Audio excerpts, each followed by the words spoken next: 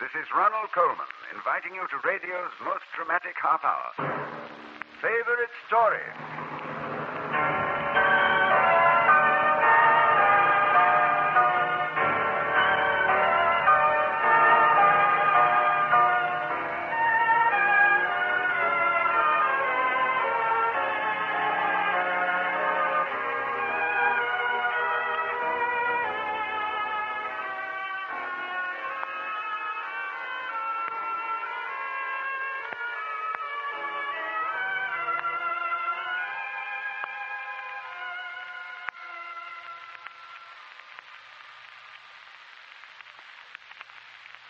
We had a chat with one of America's favorite radio comedians, the man who hangs his apron where the elite meet to eat, Ed Gardner, the Archie of Duffy's Tavern.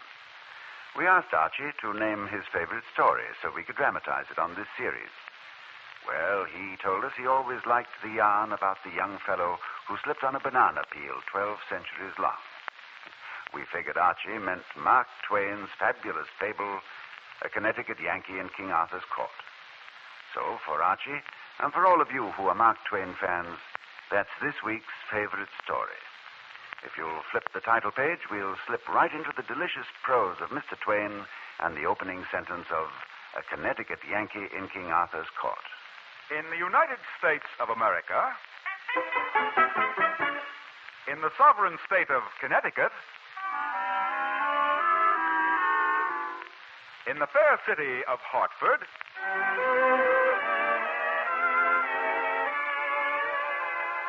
there is a boiler factory.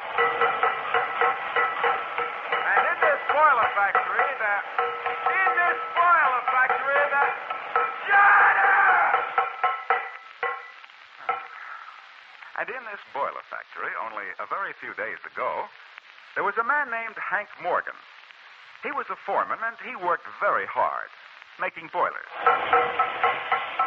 But a very few days ago, a very strange thing happened. A heavy piece of boilerplate, which was hanging above his head, came loose from its place. Look out, Hank!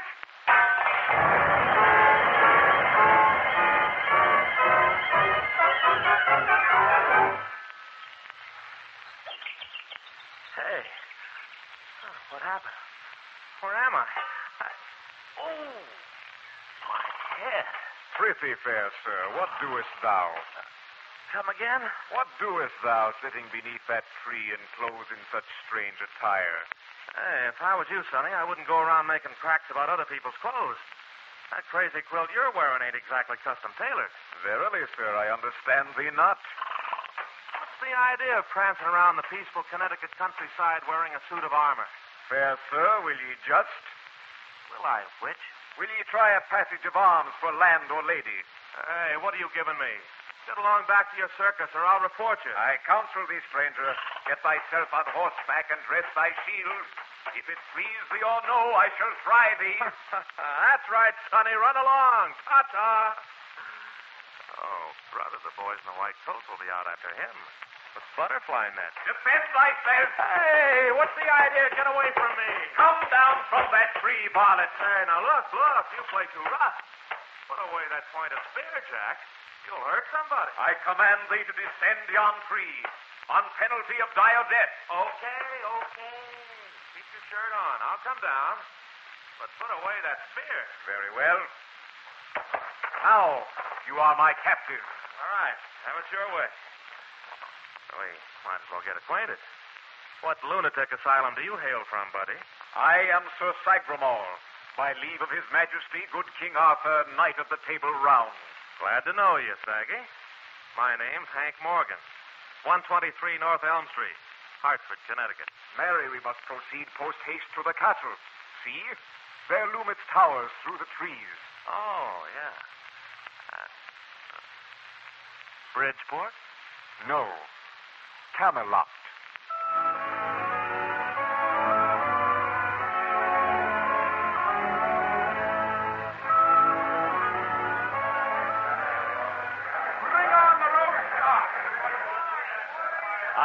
We are arrived in time for the banquet. That's great, Saggy. I'm hungry as a horse. Let's sit down and get at it. Fool! Huh? Do you think that such as you eat at the table of the king? Stay thou here and fetch thee a bowl full of slops. Well, thanks. You make a fella feel right at home. Oh, Page! Yes, sire? Guard this rogue until I shall summon him. So be it, sire. He shall not escape. Okay, I won't argue. Hey, what's your business around here? I am a page. Go along, you ain't more than a paragraph. Now look, Clarence, my boy. Fair now, what did ye call me? I called you Clarence. If it ain't your name, it ought to be. Look, tell me, how long have you been put up in this lunatic asylum? Methinks thou talkest in riddles. I have never heard such language since my first birthday in the year 509. 50. Hey, tell me, kid, on the level. Where am I? In King Arthur's court. In King Arthur's. And the way you figure it, Clarence, what's the date? 19th of June in the year 528. Huh, what ails thee, sire? You look pale. Oh, Clarence, you'd look pale, too, if you'd just slipped and skidded 14 centuries. Now what's going on? Oh, the banquet's just about over. I think the king's going to speak. Come, look ye between these pillars. Thou canst see everything. Hey, who's that fella at the head of the table up there? That's the king. King Arthur himself.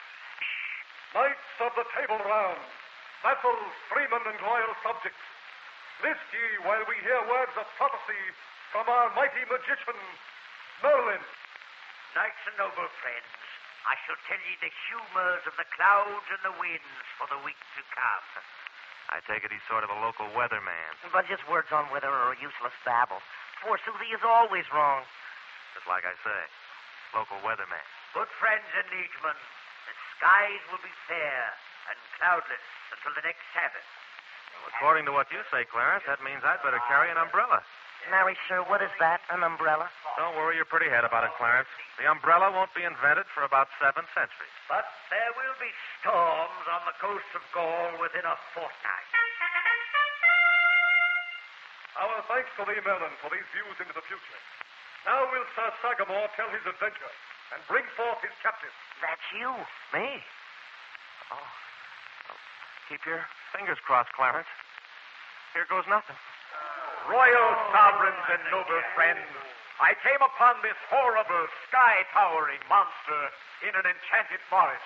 Huh? For full 3 hours I gave him battle and slew 13 of his knights. 1 against 13. Bravo, Sir Sagamore. Then did I come face to face with this poisonous, man-devouring ogre. Me? Oh, noble king, I have brought this terrible monster before you to be sentenced. Such dangerous creatures as this must be purged from our royal forests. The sentence is death. Oh. On the 21st of June. Oh. By burning at the stake. Oh. And now, send him to the dungeon.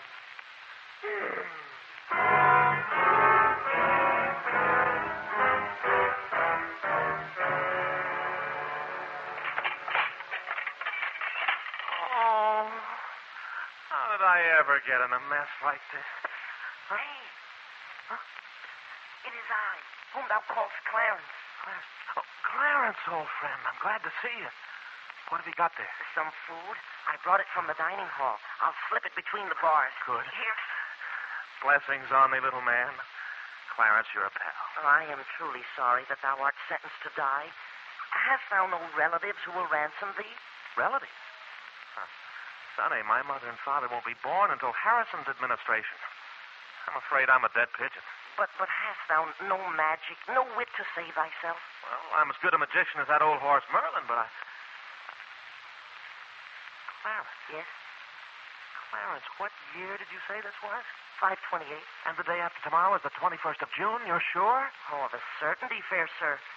Prithee, why art thou so excited? Well, I used to be sort of an amateur astronomer back in Hartford, and by George, if my memory hasn't gone back on me, I think there's going to be a total eclipse of the sun on the 21st of June. I know not whereof thou speakest. An eclipse? I'm sure of it.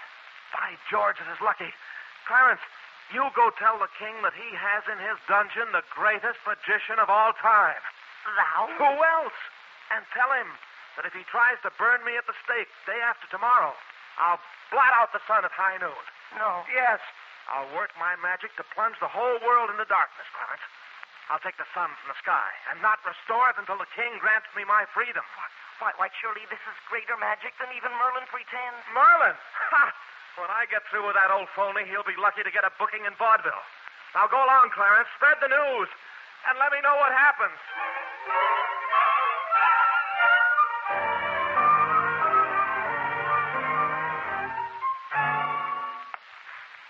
There, sir. Art thou awake? Oh, Clarence, are you kidding? I've been awake all night. The mattress down here is no beauty rest. I have good news for thee. I have persuaded King Arthur to move up thy execution to today.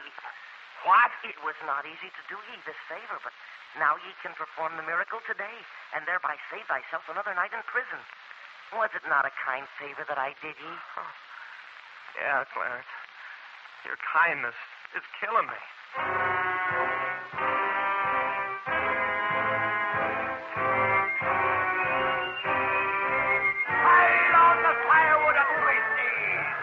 Clarence, this sort of thing ain't healthy. There, sir. I would not wait too long to perform thy miracle. The king and all the nobles are here. They are impatient to see thee burn. Apply the torch. Now, sir. Bring the darkness and save thyself. I'm sorry to disappoint you, Clarence, but I'm afraid I can't get out of this one. The sun is being swallowed up. The sun is growing dark. What's that? Lord have mercy on us. He is blotting out the sun. Almighty is thy magic, sir, and well done. Well, I'll be darned. It is the eclipse. Clarence, what day did you say this was? Oh, this is the 21st of June. I told thee wrong yesterday. A day had slipped my mind. Clarence, my boy, stand by for some fireworks. Silence, everybody! Silence! If a man moves, even a king, before I give the word, I'll blast him with thunder and consume him with lightning. As king of this land, fair sir, I beseech you to bring back the sun and take away this darkness. Well, I might, under certain conditions. Name any terms, reverend sir, even to giving you half my kingdom. But banish this calamity. Spare the sun. Well, here are my terms. You shall remain king, Arthur, and rule your dominions. Thank you. I shall be your first minister, sort of an executive vice president. Is it a deal? Away with his bonds. Set him free. Now will you take away this darkness? No, this darkness will last for an hour to teach you all a lesson. But since thou art our deliverer, by what title shall we call thee? Title, huh? Well, let me think. I guess I'm going to be the boss around here, your kingship, so why don't you call me that? Just the boss. Oh, excellent title. By my authority as King of Britain, I do hereby dub thee Sir Boss. I humbly beg you, King Arthur. Yes, Merlin. What beseech you? Is it fitting that the king's first minister be a poisonous, man-devouring ogre? Oh, come now. Did you boys fall for that line of malarkey from Sir Sagramore? Don't you know all that stuff he was feeding you was a pack of lies? What? Ye dare to call me, Sir Sagramore, a liar? Well, I just said you watered the facts a little. Ye have insulted me. I demand satisfaction on the field of honor. Sir Boss, I challenge thee to a duel to the death. Duel to the death? Oh, I'm going to stick around here. I can see there's one thing I have to have. Life insurance.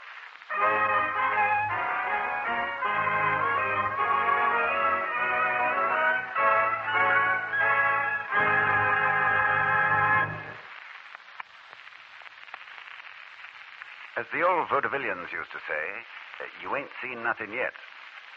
Into the land of Lancelot and Guinevere and Gawain steps a young gentleman hot as a firecracker out of our own century. What would you do if you suddenly found yourself at a ringside seat with the Knights of the Round Table? Well, what one particular citizen of Connecticut did is what we're about to hear in the second act of Mark Twain's Connecticut Yankee in King Arthur's Court.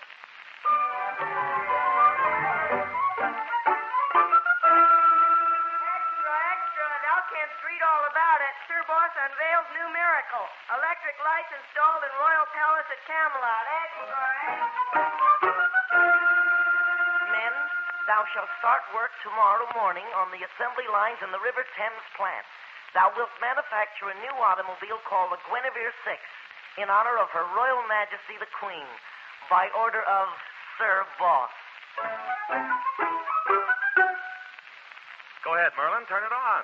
Little switch there on the side. It will not put needles in my fingers as when I thrust my hand into the light socket. No, Merlin, you won't get a shock. Go ahead. It's just a radio. Concluding our midday newscast. Bodkins. This is MABS, the Middle Ages Broadcasting System. There is a man in there? Listen. This program was brought to you through the courtesy of Smiling Sir Gaheris, maker of fine armor. Double-breasted chain mail with a pleat in the back. Wears like iron. Oh, enough. I warn thee, Sir Boss. All this magic bodes ill for the land of Britain. Now, look, Merlin, old scout, we magicians got to show each other a little professional courtesy. You'll still have something to do. You can perform card tricks at parties and work the shell game now and then. And there's always the weather. Methinks thou should look after thine own business. I would look after mine. Okay, kid, no hard feelings. You know, there's just one thing makes me stop and wonder. What is that? What a dirty trick I'm playing on history.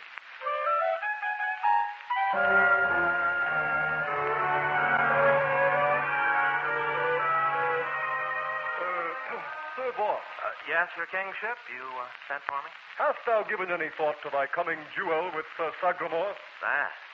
I thought that was off the schedule. Saggy's still out of the country, isn't he? He will soon return from his search for the Holy Grail. Look, Your Majesty, why don't Saggy and me just let bygones be bygones, huh? Live and let live, forgive and forget. Nay, Sir Boss, verily I would remove this trial from thee if I could. For deeply grateful am I for the many devices which thou hast devised, such as the bathtub with hot and cold running water. Ah, there is a comfort which I'm not dared to expect in heaven. But withal, I canst not call off thy duel. Thou must give battle to Sir Sagramore.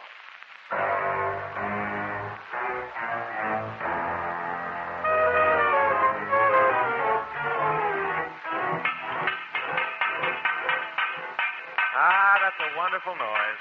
Makes me think of the old boiler factory in East Hartford. What said thou, Sir Boss? Nothing, Clarence. I was just dreaming of something which happened 14 centuries from now. Will please you try on this breastplate for size? Okay. Strap on the strap iron, son. We'll see what kind of a figure I cut in a suit of armor. First, Sir Boss, thou must don these steel sandals. These are comfy. Sort of like walking around with a U-boat on each foot. Next, the greaves buckle on your legs. That's what you call these stovepipes? And next, the back plate. And then the breastplate. Yeah. Where does that coal scuttle go? Over your hips. Roughly. Oh, handy. Clarence, what does a man do when he has to sit down? Everything is provided for. Next, the helmet. Oh. All right, Clarence. Bolt me together. There, Sir Boss. Oh, thou art indeed a noble sight. Try moving thy limbs. Walk about.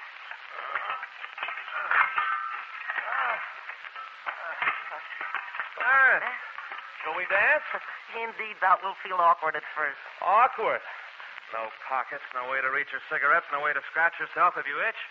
Oh, Clarence, give me a nice, cozy straitjacket any day of the week. And get me out of this. Yes, sir.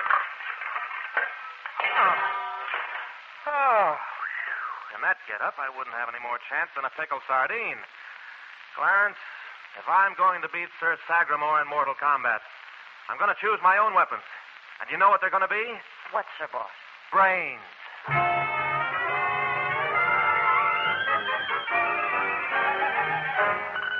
Attention, everyone. This news bulletin cometh from Camelot. Flashes. Sir Sagramore is back. His first scheduled appearance on home ground will be on Sunday next, when he will engage in mortal combat with Sir Boss. It's a duel to the death, and may the best man win.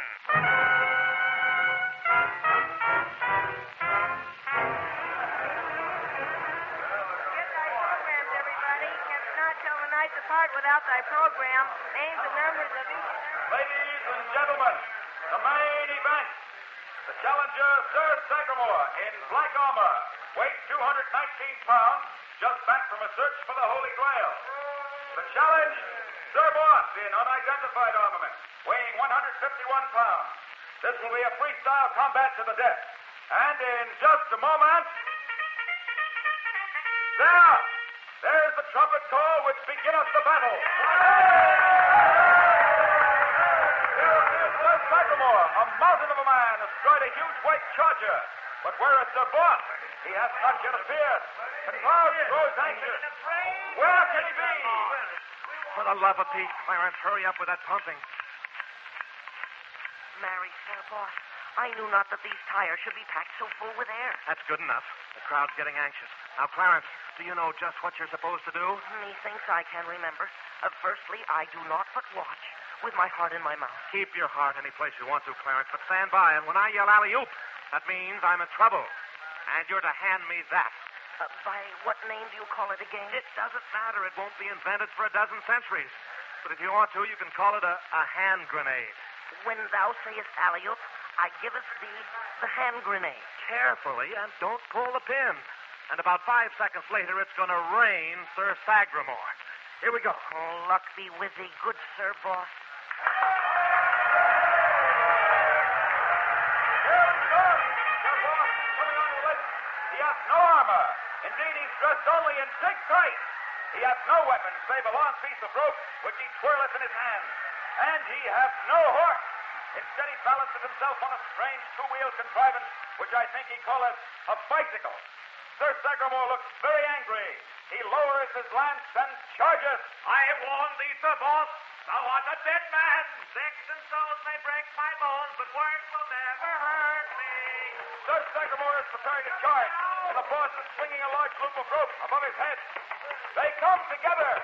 Sir Boss turns aside on his bicycle and... Sir Sagamore is unhorsed. The boss circled him with a flying noose of rope as he passed by and pulled Sir Sagamore off his horse. The boss is smiling to the crowd. Now he's riding his bicycle in front of the grandstand. No hands! Sir Sagamore seemeth to be furious. His squire helpeth him back to the saddle. Verily now shalt I slay thee, for now I shall pursue thee with mine enchanted broadsword. Gotta fall back on enchantment, Sir Saggy? Well, if you're going to do that, I'm going to call to my service the dread spirit with a Turkish name, 100 syllables long. No.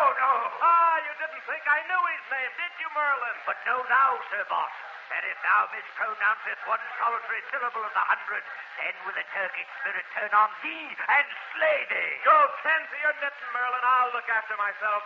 Come on, Saggy. Get out that broadsword. Sir Sagamore hesitates.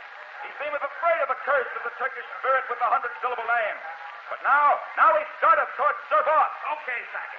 Okay, you asked for it. Oh, Turkish spirit, I call on your thunders and lightnings to destroy yon night. By your own name, I ask it. Abracadabra, Rumpelstiltskin, Anakopatkin, Walla Walla, Watanabe, Nebuchadnezzar, Gotterdammerung, Hittite-Clock, Anti-Disestablishmentarianism, Incommunicado, Minnetonka, Hiawatha, Tavarich, Slavko-Borkovich. The boss is stopping for air, but still Sir Sagamore advances upon him. Methuselah, Mahatma Gandhi, Kaiser Fraser, Adjutant Topeka, Santa Fe, Pomona, Lucent, Cucamonga, alley-oop. Here thou art, Sir Boss. Thanks, Clarence. I hate to do this to you, Saggy, but you asked for it.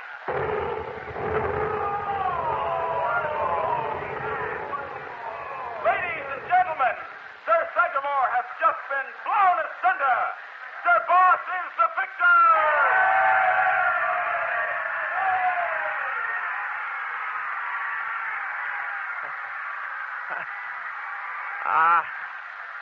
It was nothing. Stay! Hold! Silence, one and all, silence! Sir Boss, thou mayest be the victor, but I, Merlin, have yet a word to speak. Thou hast disturbed our lives with strange magic. Thy wit has upset our houses and our towns. Thy enchantments have made us wonder in what day and age we were born. Therefore do I, Merlin, cast the spell upon thee, Sir Boss. Thou shalt vanish from our land. Thou shalt pass into a deep slumber.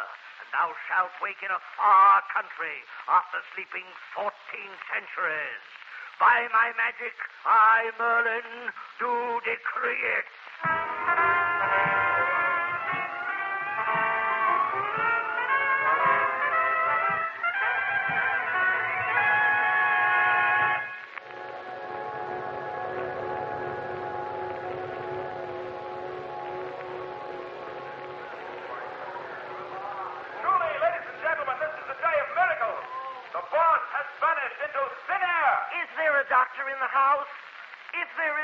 In the house. Will he please come to the aid of Merlin? Why? What happened? He's keeled over. It's the first time his magic ever took.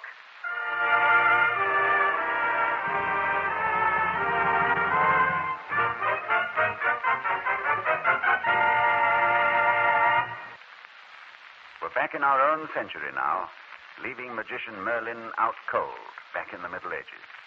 You've been listening to Mark Twain's famous yarn, A Connecticut Yankee in King Arthur's Court, the favorite story choice of the radio comedian Ed Gardner, the Archie of Duffy's Tavern. Our thanks to Ben Alexander, who played the Yankee, Joseph Kearns, who played Merlin, and to all the members of the cast and orchestra of this week's favorite story. Next week, one of the great romances of any language, Edmond Rostand's moving love story, Cyrano de Bergerac, the stage hit of 2 centuries from the Comédie Française to Broadway. It will be my pleasure to play the title role of Cyrano. That's next week's favorite story, and we hope you'll be listening.